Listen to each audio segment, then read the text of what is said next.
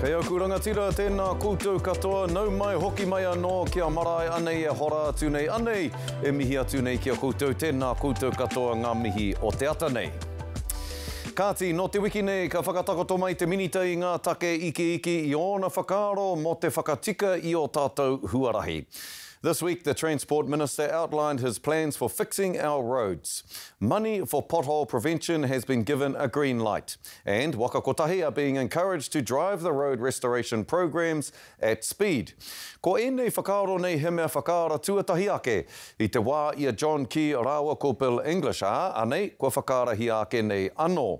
The National Party's Roads of National Significance projects, first proposed when John Key and Bill English were in the driving seat, are back on track. To pay for it, Minister Simeon Brown is revving up vehicle registration fees by $25 a year for the next 2 years. He's also signalled fines for traffic offences might increase too.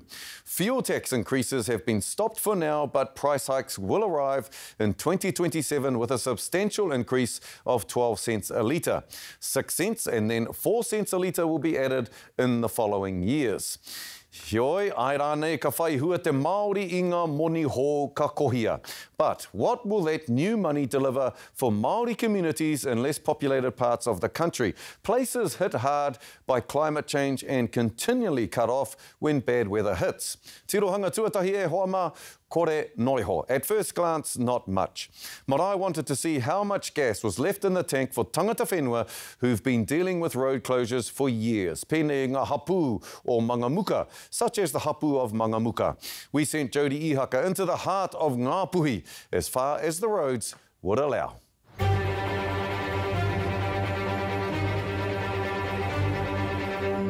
Four seasons, 4 years. Life in the magnificent Maunga Taniwha has been circumscribed by constant road closures.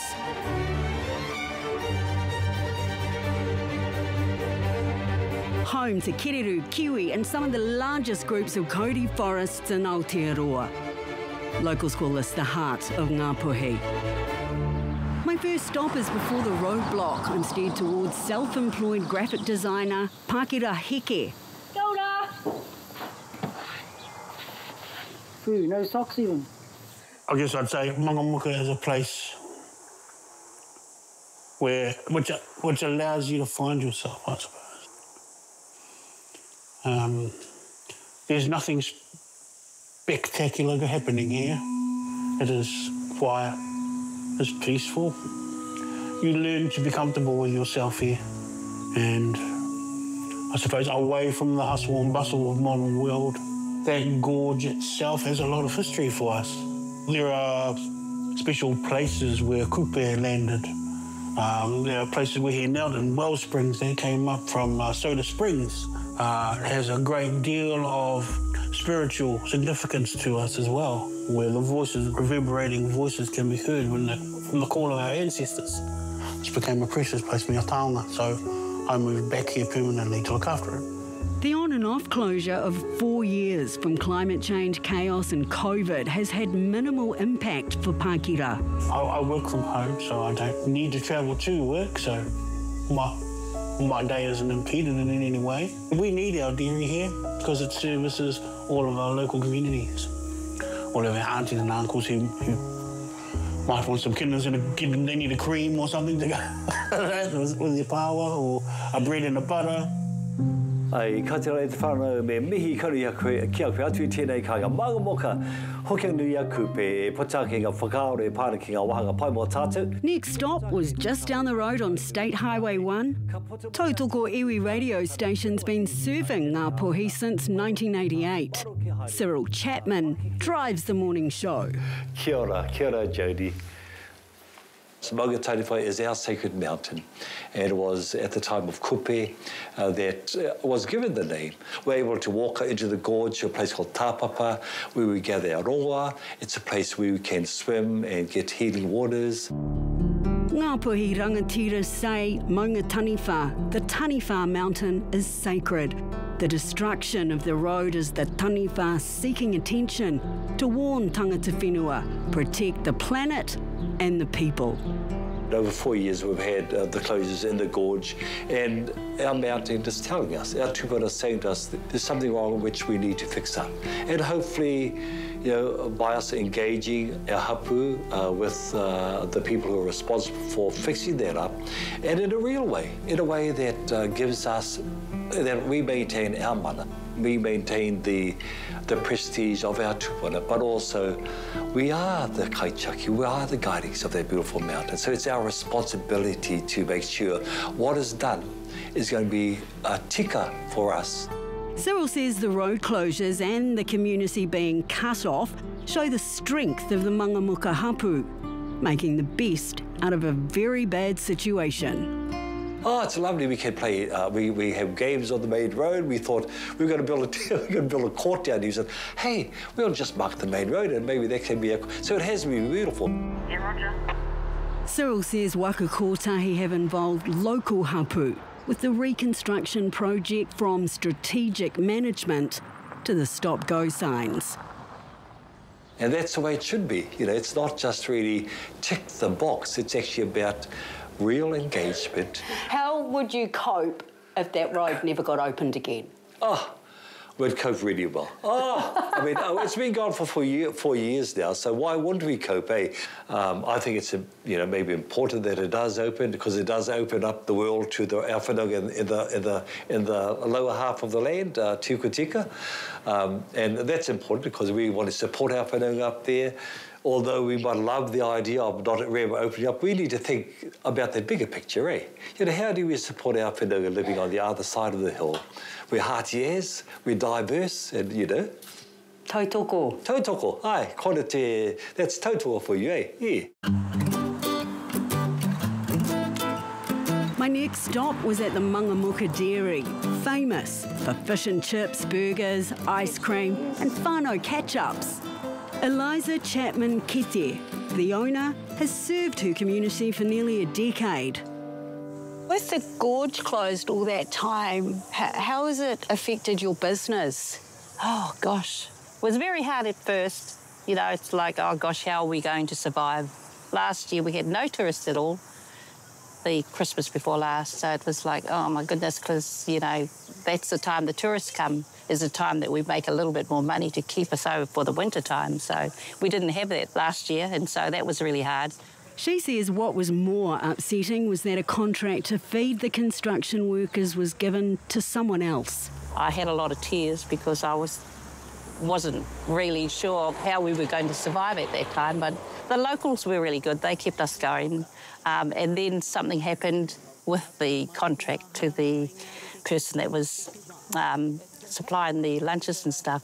And so the guys started to come back here slowly and slowly, and now they're fully back here. So, yes, it's been just full on ever since. During the floods, what was that like for you?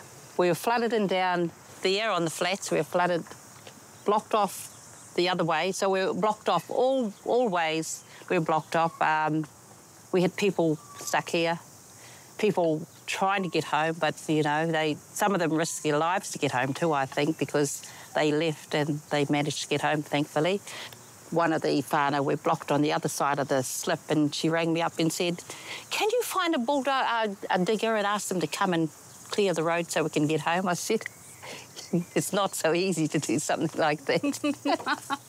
And I said, but my brother lives on the other side of the slip, so I'll ring him. And so we rang him and they came and uffied them, so that was really good. And we had some people put up here for the night. Some slept in their cars because we couldn't get out either way. Eliza was planning on handing her business onto whānau, but the floods slowed down the process and she struggled to find anyone keen until her niece put her hand up. How do you feel about that? Oh, I'm so excited. I'm excited. Yes, we have, the kaupapa with our shop is like, it's whānau first, you know, it's giving whānau a chance to, well, get something for themselves. So it was pretty tough, but it kind of, you know, brought us together. In terms of stocking your shop, yes. Where do you go get all the kai from? Kaitaia? Yeah, kaitaia. Kaitaia, mainly, yes. That means a trip up around the Broadwood Way, which is I've gotten used to, and I quite like it now. It's like, you know, I paced my trip out from here to the Broadwood, from Broadwood to this place, and like 4 stops, and I end up in Kaitaia. Kaitaia businesses have been hammered by the extreme weather events. Retail income is down, tourist numbers are down. So where is Waka Kotahi at with the reopening of the road? They were unable to provide anyone to speak on camera, but did give Marae an update.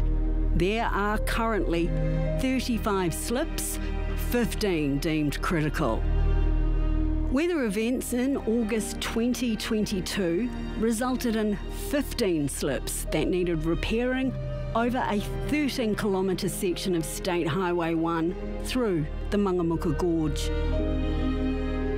Further weather events over the course of 2022 and 2023 resulted in more slips. One slip on the southern side is approximately 20 metres deep, with the top of the slip being 200 metres up the hill. Currently, the construction team is running 3 shifts day and night on both sides of the gorge. Meanwhile, Mangamuka remains closed. Kia ora mai anō, welcome back to Marae. For 4 years, slips on State Highway 1 through Mangamuka Gorge in the Maunga Taniwha Ranges have blocked quick access to Kaitaia whānau. Ana kua ua te whai wāhi ki ngā ratonga nui pēnei I te hohi pera o Kaitaia me ngā hoko maha, delaying access to essential services such as the Kaitaia Hospital and the supermarkets, and adding big fuel bills to already stretched household budgets. Moko Tepania is the Mayor of the Far North District Council, and from Te Tairāwhiti, the woman working hard to keep our communities in contact, Kat Kaiwai from Te Tairāwhiti Contracting. Mihi ana, kia kōrua tahi tēnei ata ngā mihi, kia kōrua I tō kōrua, whakawate ia kōrua kia marae tēnā kōrua, e mihi ana, e mihi ana. Moko, pātai tuatahi kia koe hoa, heha te utu ki te tai tokerau I te katinga o ēnei huarahi nei, how much does it cost the North when the roads are closed? Kia pono te kōrero ne hoa. Tangi ana taku ngā kau ki taku iwi te kāinga I tēnei nā. It's not just the financial impact that we feel, but obviously the social impact, the cultural impacts that our people have to feel. But we honestly don't have a number on the total cost. We had an economic analysis done by Northern Inc. just for the Brenduans themselves, further south. Whenever the Brenduans at State Highway 1 are closed, it's $2 million a day in lost economic opportunities for Northern. I think about the 20,000 people living north of the Mangamuka Ranges. That closure's been on since August 2022 now. I'd say that we're probably looking at hundreds of thousands of dollars every single day when we look at it from just the financial perspective. So yeah, I just always feel aroha for our whānau back home because, you know, we always feel like the poor cousin that everyone forgets about. But it's great to see that there's mahi ongoing here to get our road back open and get our our lifeblood, our roads, our critical networks reconnected. Me te hei hoa, he kāwanatanga hou tō tātou, he minito hou, ki ngā kaupapa huarahi, Simeon Brown. Ko kōrero koe ki aia, koe noho tahi kōrua ki te hui, ki te ata whiriwhiri, heha te ara whakamua, mo ngā huarahi o te tai tokerau. What conversations have you had with the new Transport Minister? Oh, wow. Guess what, poor Minister Brown, he was supposed to come up to open our brand new double-lane Kaiwai Bridge, but his plane didn't make it. So I opened it for him, but definitely got a standing invitation for him to come up. We've had a couple of hui since the government's come in now. Definitely want to get him up to check out the roads themselves, but they know they were in opposition for a long time. They know the state of the roads. We're seeing that through this new government policy statement and the changes to some of those pots of money that we can apply to.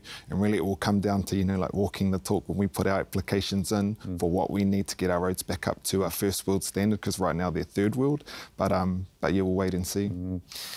Kat, kia tahure ake au ki a koe nai nei. Me taku mihi nui ki a koe te tuahine I tō whakapau kaha ki te awhine ngā whānau o te Tairāwhiti. Really want to pay special acknowledgement to the fantastic job you do down in the East Coast to help our whānau, keep them connected despite all the challenges. You know, lots of damages to roads in your rohe when the cyclone hit. So how are things looking 1 year on?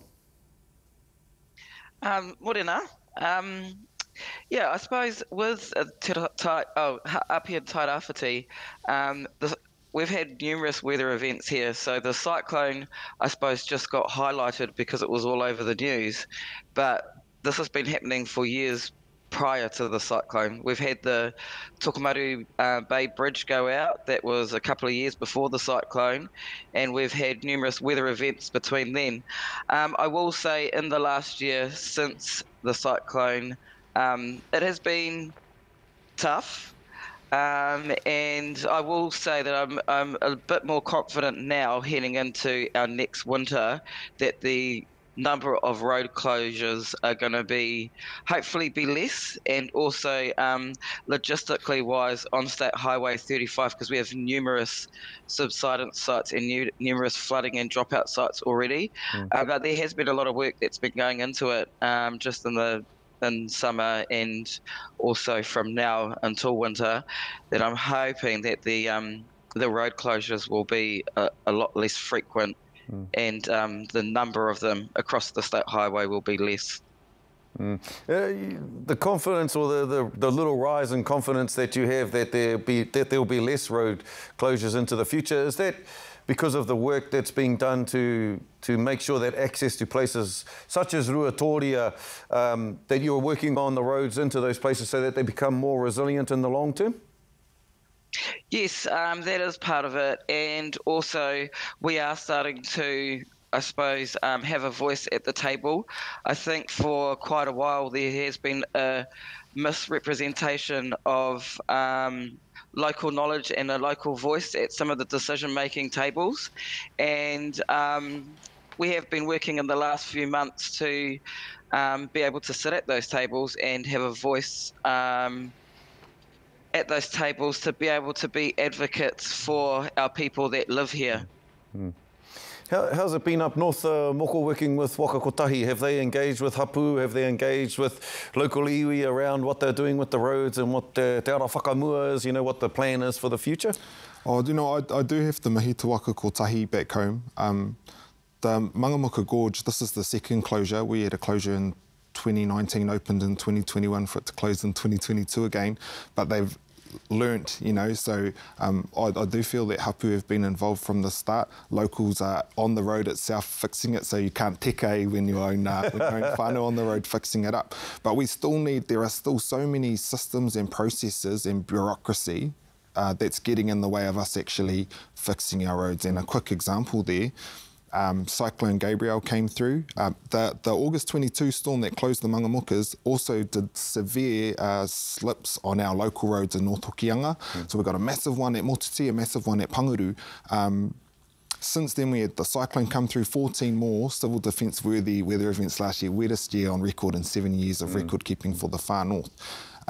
We just put our local share of funding in to get those slips sorted, but the Waka Kotahi processes are that it needs to get a roading engineer to sign it off, then it has to get a second engineer to sign it off, then it has to go through a full procurement process. That's all time, which means we'll miss out on this year's construction season and have to wait for the next year's, and our people are still on the ground using these bloody tare third world roads, putting their lives at risk every day. We've got to look at what mechanisms we can tinker with and change to get ahead. And I'll just add on to what you're saying there, though, at Te Rangatira Moko, is that, Coromandel had the same situation, but their road got fixed very quickly. And you wonder whether, it's same the for Nelson Tasman as well, Nelson Marlborough, yeah. And so how tō whakamaori tērā āhuatanga e hoa? Tērā takiwa, tere tonu tā rātou whakatika i ngā rori. Wai hoki a Nelson whakatū, tere tonu tā rātou whakatika i ngā rori. Te tai tokerau, te tai rāwhiti, kai te pakaru tonu ngā huarai. Koina te hōhane me te aroha ki te iwi hea i pēnei ai. Koina te pātai, te wero nui, rakau e nawhi mai ngā pōti ki te kāinga, ki te Tairāwhiti anō hoki, hau hoki. One of the things I do know, well, for one, at least we've got engineering expertise from Coromandel who are up helping us in Mangamuka, right? But you do have to ask the question, August 2022, when the Mangamuka Gorge went out, it actually took until December thankfully, for the government to commit to the full $100 million to build that road back better. But that 3 months, that time period is construction season. We have to work with the weather and what that brings. So timing delays, it just further exacerbates the hardships that our whānau have to feel on the ground day in, day out. Kat, I mentioned before the fantastic work you're doing to keep our whānau connected, to help them with jobs, to help them with health services. What's some of the biggest challenges you face when you're going through that process, when you're doing that really important job of keeping our whānau connected with those important services? I suppose being on the front line, you do get the first-hand experience of what your whānau and key stakeholders, just general public, are going through. It's when you have to try and explain it to people sort of outside of the region in order for you to be able to get basic or adequate resources to be able to help your people and your region. I think that's one of the sort of hard things that we have to go through.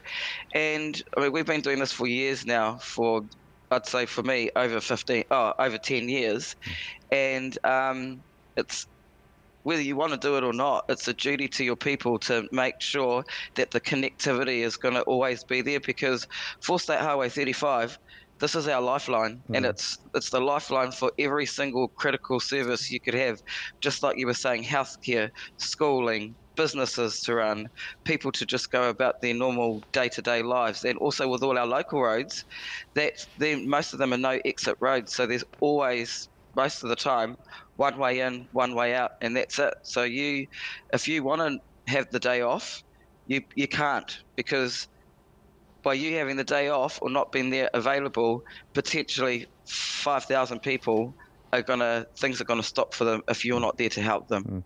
Very, very quickly, Kat, we'll wrap up now, but just very quickly, both you and Moko, what's the one thing you need most in terms of the government to prioritise when it comes to your rohe? Money. More money. Tēnā koe, iti te kupu nui te kōrero pēhā. Moko, money? Yeah, money, and guess what? The light at the end of the tunnel is the fact that our new national government have acknowledged that road maintenance, if we can fix the road before it will fail, you know, at the top of the cliff rather than the ambulance at the bottom when it's gone, road maintenance funding to clear the drains, get it all sorted so that our roads won't fail, won't have slips when the storms come. Mihi nui ana kia kōrua tahi kei aku rangatira ia kōrua kōrero I tēnei ata. Moko, koe I taia tinana mai, Kat, koe I taia hui topa mai.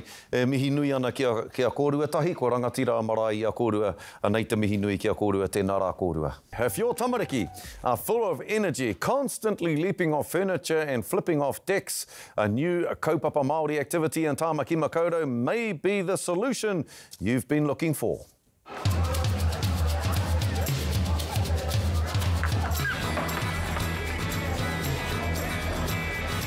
Hi, my name is Avana and I'm 10.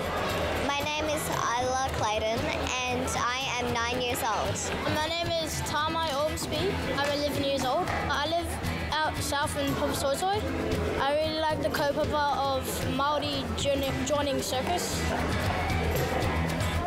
My name is Natasha Van Etten. So I'm the kaiwhakahairekura, the school manager here at Te Kura Maninirau. We're the first ever Māori, kaupapa Māori circus school, and our idea is to hopefully keep moving that way to present Māori shows in circus for Māori, by Māori, every level Māori, you know, and then eventually open up to the wider community, because if it's kaupapa based, everyone can benefit from it. That's the beauty of it as well. It's not just for Māori, but at the moment we're focusing on rangatahi Māori to get the foundations laid to open it up to all. I've been doing circus for around a year now. I started because I would enjoy finding new friends. I wanted to try new things and make more friends. You can do cool things, do more crazy things. So aerials are these things behind me. It's kind of like when you climb on a rope. So you do loads of tricks in the air, on the ground, wherever. You get the point, it's in the air stuff.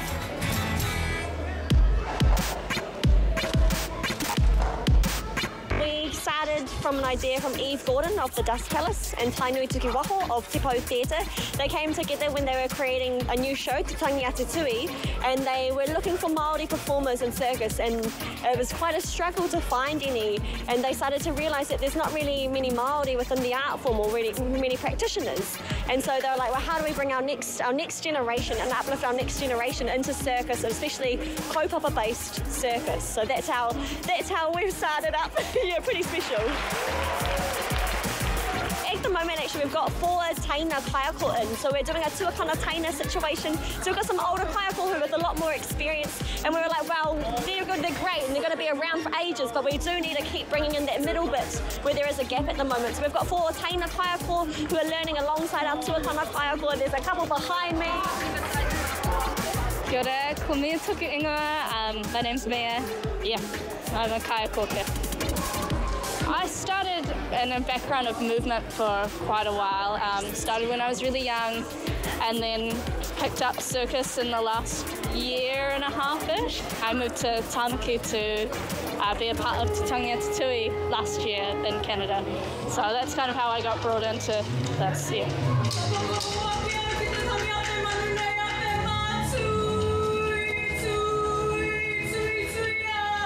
So it's been cool to provide them with jobs, like realistic jobs coming through, and then also open their pathways into shows like Te Tui, which is a new Te Reo Cirque Theatre performance. Like one of our kaiako was in the premiere over in Canada. So last year it was amazing for her to go over for her first time out of Aotearoa, and it's with this Te Reo Cirque Theatre performance. Like, it's amazing. It takes practice, but it's honestly, it's so rewarding. Just believing in yourself and going out there and, yeah, just giving it a go. I think it's good that they are bringing more Māori people into doing circus, because you get to learn a lot of tricks and a lot of new skills on the way, so it's really fun. You should try it out.